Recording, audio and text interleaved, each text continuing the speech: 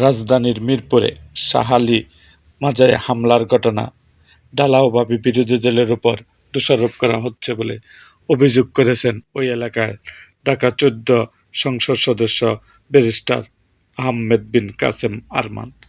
এ ঘটনায় যাদের গ্রেপ্তার করা হয়েছে তাদের ঘটনার সঙ্গে সংশ্লিষ্টতা নিয়েও প্রশ্ন তুলেছেন জামায়াতের এই সদস্য।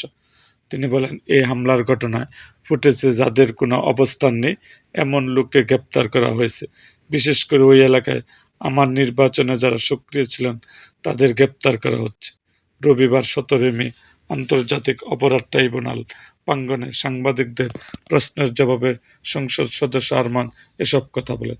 এর আগে আওয়ামী সরকারের আমলে টাস্কফোর্স ফর ইন্টারগ্রেশন সেলে টিএফআই সেল গুম করে রাখার ঘটনায় করা মানবতা বিরোধী অপরাধের মামলায় সাক্ষী মীর আহমেদ বিন কাসেম আরমানকে আজ জেরা করা হয়। আসামি পক্ষের আইনজীবীরা আন্তর্জাতিক অপরাধ ট্রাইব্যুনাল ১ তাকে জেরা করা হয়। এর মধ্যে দিয়ে এ মামলায় তার সাক্ষ্য গ্রহণ শেষ হলো। সাক্ষ্য গ্রহণ শেষে সাংবাদিকদের নানা প্রশ্নের জবাব দেন ব্যারিস্টার আরমান। আপনার নির্বাচনী এলাকায় শাহ আলী মাজারে হামলা হয়েছে, কিন্তু আপনার বক্তব্য দিয়েছেন সেখানে জামায়াত ইসলামী কেউ ছিল না। আবার পুলিশ বলেছে সেখানে জামায়াত কর্মীরা বা শিবিরের কর্মীরা ছিল। এই অবস্থায় আপনার ব্যাখ্যা কী?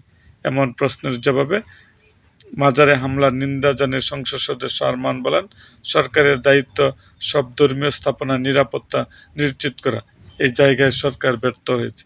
তিনি বলেন, সিসিটিভি ফুটেজ এবং বিভিন্ন ভিডিও অর্ডিন্যান্স বা সুনির্দিষ্ট এভিডেন্স সহকারে যদি কাউকে গ্রেপ্তার করা হয় তাহলে তাদের কোনো বক্তব্য নেই, কিন্তু তারা দেখছেন ঢালাওভাবে বিরোধী দলের উপর দোষারোপ করা হচ্ছে। এরকম আরও ভিডিও পেতে এবং রাজনৈতিক অঙ্গনের নানা ঘটনা ও ইতিহাস জানতে আমাদের মুক্তাগাছার ইতিহাস মিডিয়া ইউটিউব চ্যানেলটিকে সাবস্ক্রাইব করুন এবং পাশে থাকা বেল আইকনটি বাজিয়ে দিন।